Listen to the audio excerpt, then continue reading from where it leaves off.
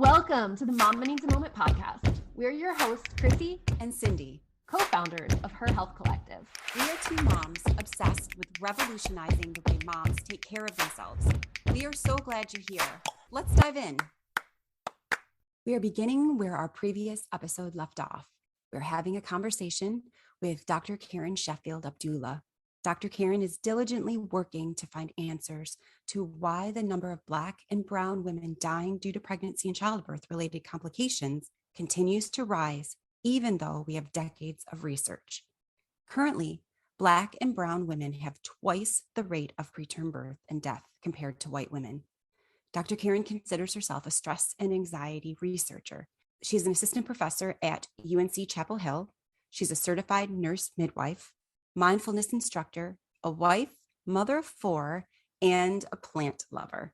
As this episode begins, Dr. Karen is elaborating on the differences between culturally competent care and culturally humble care, unique stressors to the Black and brown communities, and providing stress screeners with the knowledge that they are just meant to be a jumping off point to have deeper conversations. Healthcare workers need to be comfortable with having the conversations. As Dr. Karen said, quote, getting comfortable with being uncomfortable, end quote, and navigating those conversations in meaningful ways where they are normalized. Our conversation then moves into a discussion about the importance of midwives and how our healthcare system would benefit from having more midwives in the maternity care workforce. We discuss how the passing of a certain piece of legislation will benefit her research and the very real lives of the individuals that midwives take care of.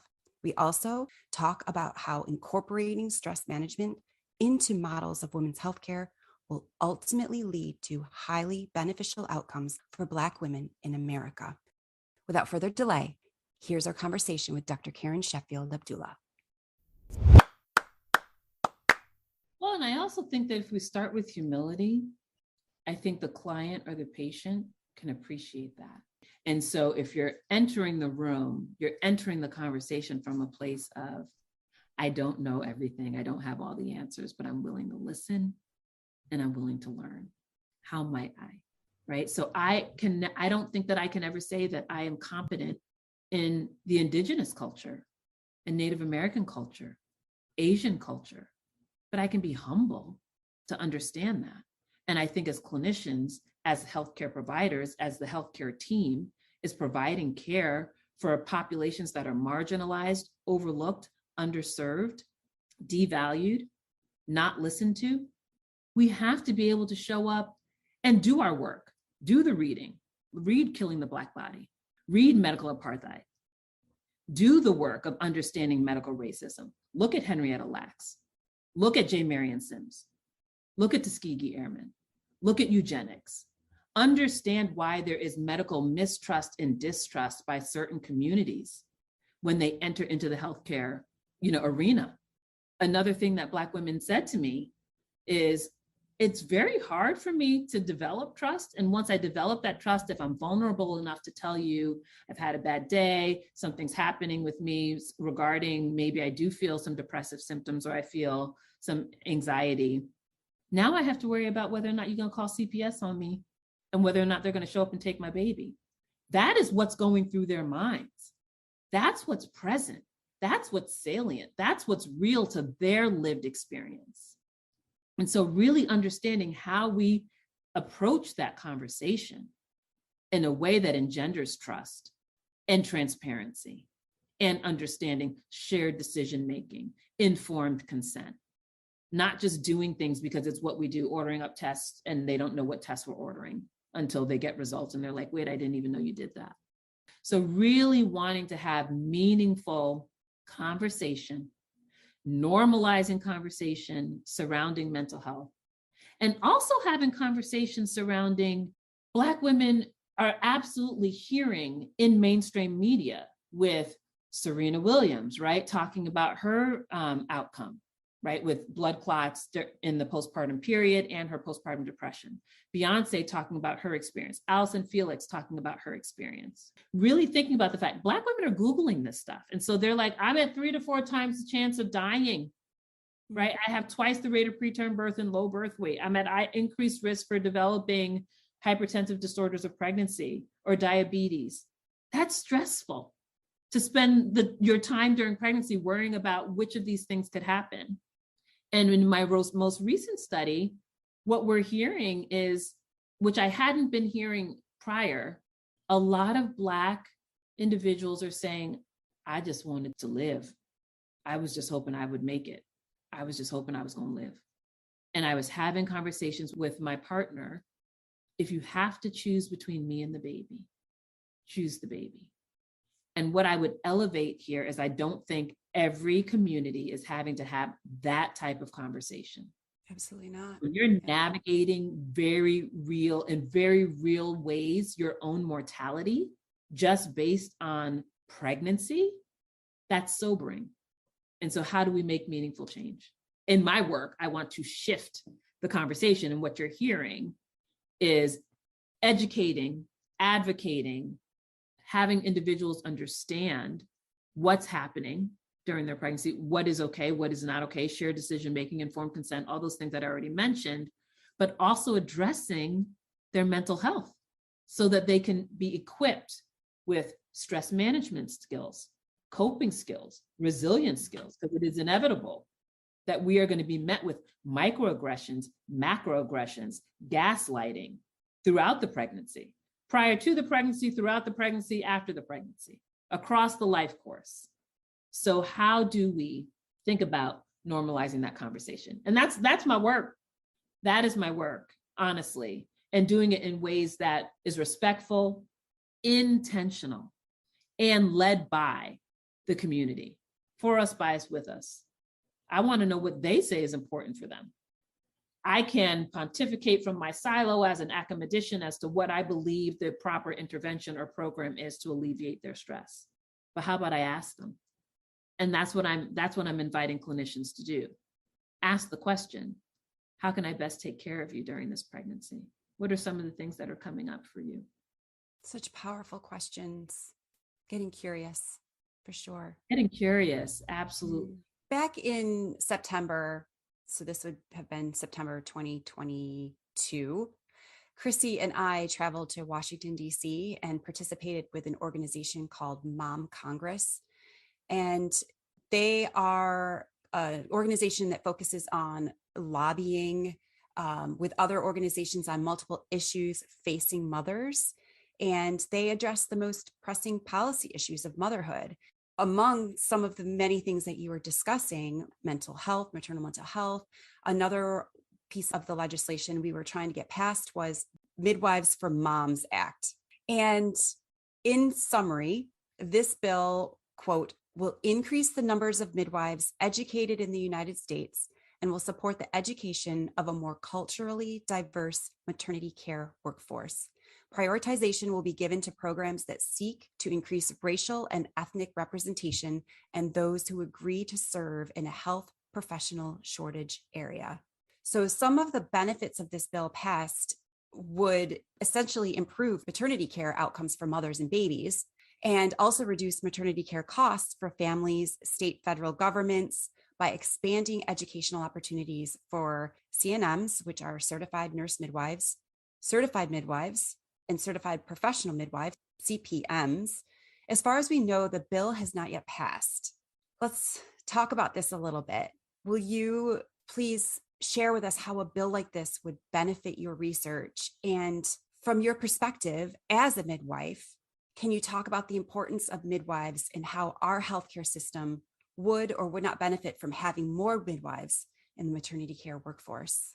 Okay, so I'm a certified nurse midwife, just to make sure that I'm making that distinction among CMs, CPMs, and CNMs. I am a certified nurse midwife. And beyond how it would impact my research is how it's going to impact the very real lives of the individuals that we take care of. And so I think diversifying, first of all, the nurse midwifery workforce is absolutely essential, because if we are able to provide racially concordant care to the patients, to the clients that we're serving, we can absolutely improve outcomes. The data is there, you all, surrounding the improved outcomes for nurse midwives. It's been there for decades, right? And if we think about the history of midwives in this country, midwives were the ones that were originally doing the majority of the births. until things got medicalized. So there's a whole historical context there, but we know that nurse midwives have improved outcomes. And I think if we were to increase the number of nurse midwives that are available to be able to provide care, we would notice that there's increased patient satisfaction. We would also notice that midwives provide more holistic care. They're not looking at pregnancy as a disease state. Now, I'm not saying that there aren't high risk and low risk pregnancies, for sure. And I'm also saying that midwives primarily manage low risk pregnancies. There are some practices in which they co-manage with physicians some higher risk pregnancies. But that being said, we know that we have decreased amounts of vaginal lacerations or decreased adverse pregnancy outcomes. The data is there to support that. And I think that's why it's a priority initiative for the Biden-Harris administration, but not just for the administration. As we think about funders, as we think about federal funders like the NIH, like HRSA, they are also making this a priority. You're hearing a lot about doulas, and that doulas can somehow make a significant difference. And I'm not saying that they can't. I think they can. But I think you're asking a lot of individuals who are not necessarily clinicians to be able to make a significant difference. It's kind of like putting a Band-Aid on a hemorrhage, right? And they aren't able to really affect systemic change per se. But if we think about nurse midwives, and especially diversifying the nurse midwifery workforce, I think that is key. And if we just want to talk about here statewide, I know that I am one of 44 Black midwives in the entire state of North Carolina, one of 44. And I'm PhD prepared. Only 1% to 2% of the academy are Black women. And I'm also a mindfulness instructor. So I would say I'm a bit of a unicorn. I'm probably an N of one here in North Carolina, if not in the country. But if we think about the fact that less than 1% of nurse midwives in the nurse midwifery profession identify as Indigenous, and less than 8% identify as Black, that does not represent the individuals that we're taking care of. It is much more diverse. And so if we bring that diversity in of the healthcare providers, the data has shown, and there are studies that are out there, more in primary care, not as much in obstetric care, but there is data to support that racially concordant care does improve outcomes. And so I'm currently doing a study to look at that. So looking at racially concordant care between provider and patient here in North Carolina, and asking the question of Black perinatal individuals, is it important for the healthcare provider that you have to look like you, to share a similar background? And also asking them about their experiences of discrimination and racism during their pregnancy. It's key. Was it your background in midwifery that shaped your view of the healthcare system and your professional goals, or did that happen before you even sought your certification to become a midwife? No, I would say that my background in nurse midwifery, and as I navigated over the last 18 years, the healthcare system, I absolutely think that has been integral to shaping my perspective and my beliefs and my thoughts concerning the healthcare system and how we can improve outcomes for minoritized populations, in particular Black and Indigenous individuals who are disproportionately impacted. We need the bill to pass. And I am part of an initiative that is looking to diversify the nurse midwifery workforce here in North Carolina through an education mobility path.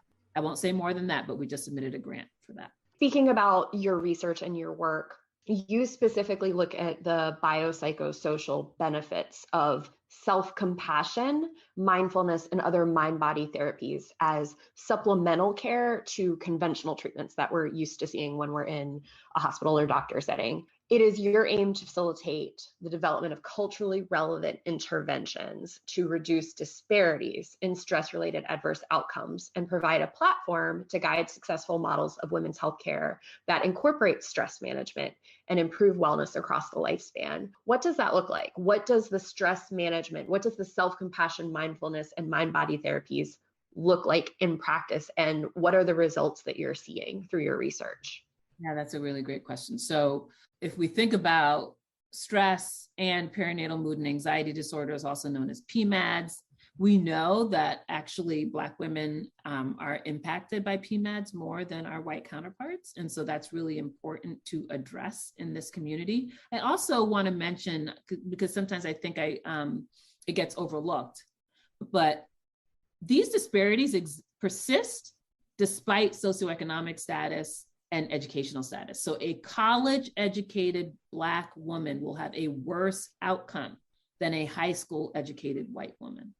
So just keeping that in perspective, thinking about the stress contributions, the mental health contributions to our pregnancy outcomes, I really want to be able to impact that and address that through self-compassion and mindfulness-based programs that would be targeting anxiety or, some aspect of PMADs and stress in a way that would improve coping strategies, resilience, as well as stress management strategies. And what that looks like is what I'm developing. So writing grants to be able to now take what Black individuals have told me foundationally what they want to see in the intervention. And I'm currently writing grants so that I can be funded to be able to deliver that to individuals. And so I would, as a mindfulness instructor trained in mindfulness-based stress reduction through Brown University's Mindfulness Center, I come from the modality of MBSR, or mindfulness-based stress reduction.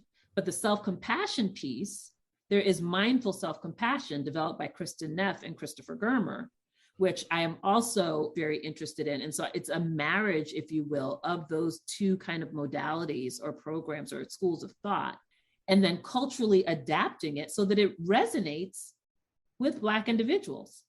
Because as a person who is a practitioner of mindfulness, I can honestly tell you that there were times early on where I would attend programs and I'd be like, I don't know what these folks are talking about. This does not even resonate with me. Their suffering is not my suffering. Their stress is not my stress. What's the poem they just read? What are we talking about? So how do we make it such that when we bring in examples of stress, when we talk about suffering, that it is through a culturally relevant lens that we're doing that, through a trauma-sensitive lens. Dr. David Trelevin, who has a book called Trauma-Sensitive Mindfulness, talks about the fact that 90% of us will experience trauma in our lifetime. So it is highly likely that in these classes, in the program that I developed, that there's going to be somebody there who's experienced trauma. And I know there's a whole body of research out there. There are researchers who are trauma researchers, so I'm not trying to downplay trauma at all. But what I would say is the last 3 years, 3 months, 3 weeks, 3 days has been traumatic for many, many individuals. We have been experiencing trauma.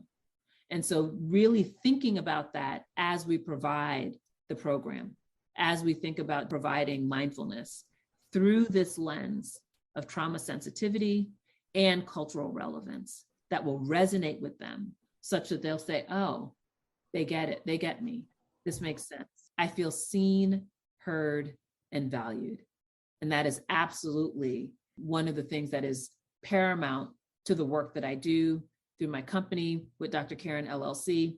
I want to create a society by which Black women, Black individuals, Black birthing people are seen, heard, and valued at the end of the day. Because if we start there, inevitably, we're going to move the needle on outcomes because we're going to listen. We're going to hear what they're saying. So we know that for Black individuals, our pain is notoriously underassessed and underaddressed. And I'm telling you, through that lens of superwoman schema that we talked about earlier, with emotional suppression, stoic exterior, determination to succeed despite limited resources, resistance to being vulnerable, when a Black woman says they are in pain, believe them. It takes a lot for us to be vulnerable enough to share that we're in pain. So believe it and respond to it, assess it, address it. And so that's what I'm wanting to elevate there. That's what, I think Serena Williams was talking about and having to advocate for herself. Hello, when you can treat my blood clot? Hello, I have a blood clot. I have a history of blood clots. I have a blood clot. Hello, right? And so they didn't listen. Why aren't they listening? So let's start there. Let's start there with valuing their voices. This episode is sponsored by Her Circle, the supportive and welcoming community for moms created by Her Health Collective. Her Circle is a welcoming and supportive community for moms who are passionate about making change for themselves, their families, the community, and the world.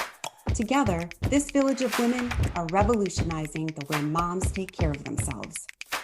From an active, private online community and the incredible daily chats hosted there, to our many virtual gatherings, including support groups, Mom's Night Out, volunteer opportunities, book club, family adventures, coffee chats, and so much more.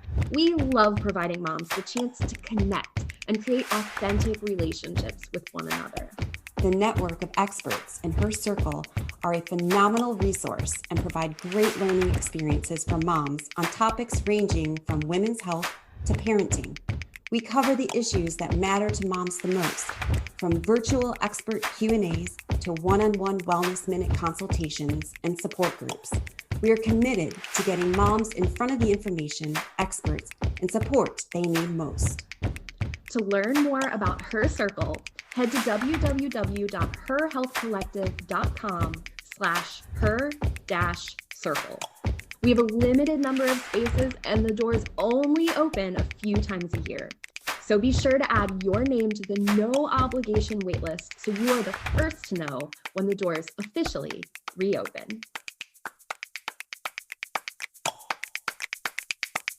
Thank you so much for putting voice to that and sharing that with us here today. I think it's such a vital message for all of us to not only hear, but to sit with. You said a lot of things, being seen and heard and valued, and listening to a Black person when they share that they have experienced pain or trauma. I think in everything that you've said, there is this underlying message of listening, of curiosity and humility and listening, not coming in with the answers, but respecting that. Again, going back to what we said before, what you had said before about you can't be competent in someone else's culture or understand anyone else's experience or story, and to have the humility to just listen and learn from that and offer help if you can. So thank you. Thank you for sharing that and putting voice to that. I also just want to say, I recently did a training where we did a self-reflection exercise with OBGYN providers. And it was specifically related to perinatal substance use disorder. But really, I think it can be brought into this conversation as we think about perinatal mood and anxiety disorders or severe maternal morbidity and mortality for Black and Brown communities, and just elevating for any of the healthcare team members or clinicians that may be listening to the podcast to just sit for a moment and reflect on, when I am taking care of this community, what are the biases, the assumptions that I come with, and reflecting on that. We all have biases. So saying that you're not biased, it's disingenuous, in my opinion. And so just reflecting on, what are those biases, and do they change depending on the individual, on whether or not I know they use substances? Does it change if I know that she's had 5 other children already, and now she's pregnant with the 6th, and the father of the baby isn't involved? Does it change if I know she's highly resourced and she's a professor and she's well educated and she comes in put together? How does that inform, impact the way we show up in the room, the questions that we ask or don't ask, because we assume we have the answers, right? So just inviting individuals to do some self-reflection about the ways in which they interact with, show up, what may be there when they come in the room that they may be carrying that then the client or the patient is then reacting to. Taking a moment to take a step back and really doing that deeper work for themselves. Yeah, always questioning the assumptions that we make about other people, because we always bring our own lens into it. And you're right, we all do have biases. So yeah, questioning those assumptions. Thank you so much for all of that. It's very, very powerful. Not only was it an extremely interesting conversation to have with Dr. Karen, but she was a lot of fun to talk to. Here are our 3 takeaways from this conversation. Number 1, enter conversations with humility, Dr. Karen said. She said this in regard to others not being competent in another culture, but rather we can be humble in understanding our inability to be competent. This means entering conversations from a place of, I don't know everything. I don't have all the answers, but I'm willing to listen and I'm willing to learn. Dr. Karen was stating this from the perspective of healthcare providers, clinicians, and people who are part of a healthcare team towards the clients or patients. However, this can be applied to everyone. Be willing to show up and do the work, such as reading important literature, understanding certain events that affect populations that are marginalized, overlooked, underserved, devalued, and not listened to. Attempt to understand why there is medical mistrust and distrust by certain communities toward not only healthcare, but in other areas as well. Number 2, we asked Dr. Karen about the importance of passing certain legislation pertaining to midwives, specifically the Midwives for Moms Act that was introduced to the House of Representatives but hasn't moved forward. We were curious how legislation focusing on improving maternity care outcomes for mothers and babies, and also reducing maternity care costs for families and state and federal governments by expanding educational opportunities for midwives, would benefit her research and the healthcare workforce. As a certified nurse-midwife, CNM, she explained that the data has been there for decades regarding the improved outcomes with nurse midwives. Dr. Karen said, quote, if we were to increase the number of nurse midwives that are available to provide care, we would notice that there's increased patient satisfaction. We would also notice that midwives provide more holistic care, end quote. Midwives look at pregnancy and birth differently than the medical community. Dr. Karen mentioned that the medical community often looks at pregnancy as a diseased state. Number 3, Dr. Karen is a mindfulness instructor trained in mindfulness-based stress reduction, also called MBSR. Her goal is to use self-compassion and mindfulness-based programs to address the unique stress and mental health contributions that affect women of color's pregnancy outcomes. In practice, that means targeting stress, anxiety, and other aspects of PMADS, or perinatal mood and anxiety disorders, in a way that would improve coping strategies, resilience, as well as stress management strategies. She believes that the key is to use examples of stress and/or suffering through a culturally relevant lens and through a trauma-sensitive lens. As Dr. Karen continues to develop her programming, she wants to create a society by which Black women, Black individuals, Black birthing people are seen, heard, and valued at the end of the day. High five, friend. We've enjoyed hanging out with you. Follow us so you're the first to know when we drop a new episode. If you've enjoyed your time with us, let us know by leaving a review. We always love hearing from you. Until next time, stay true to you.